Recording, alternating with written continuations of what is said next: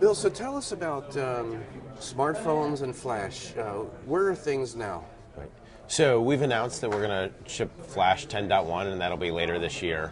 And we'll be shipping it with our partners, Google on the Android phones. In fact, I have one here that's running the beta version, and RIM and Nokia. So we're really excited about the breadth of phones that we'll really be able to reach with Flash. And it'll be full Flash in browser. It's going to be a great experience.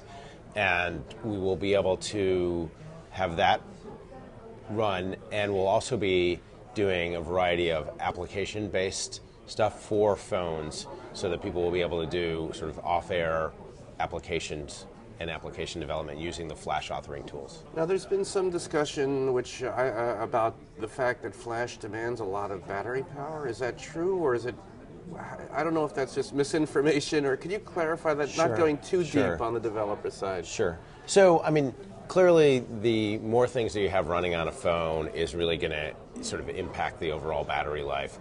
We're working really aggressively to make sure that Flash is a great corporate citizen of the phone. And we're also working with developers to make sure that they understand what they need to do to make sure that the battery itself is something that you utilize in an effective manner as you write your applications. But we feel very strongly that Flash Player on these devices is going to be a great experience, and that people will use it, and that the battery life will be not an issue that will exist. Well, tell us about the increasing demand for high quality, the so-called HD on the web, and the initiatives that you're doing with adaptive bitrate, and the demands that people have, particularly as web video goes on to these big plasma TVs. What can we expect? So, as more and more great content gets onto the web and delivered via the internet, we see more and more demand for really high quality experiences, and that will continue to increase as people get the ability to easily put it up onto a 42-inch screen. Obviously you can do that today. We'll have Flash-enabled TVs in market this year. Some of them are already there, but we see a lot of really interesting things with internet-based delivery. As you get TV everywhere, you'll have more of that content, and that will require more and more high-quality experiences, and we think that the Flash Player will be a great way to be able to deliver that.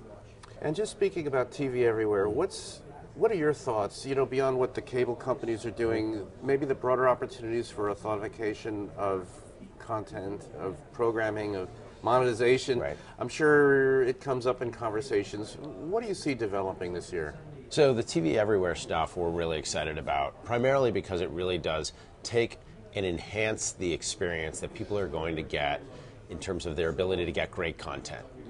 Because now the content providers will be able to say they are basically authorized by the people that they sell content to distribute newer, fresher content to those consumers. So as a consumer, I'll be able to get better content on the internet than I can get today. And for the content providers, that will count as part of their Nielsen rating. So ultimately, everybody wins.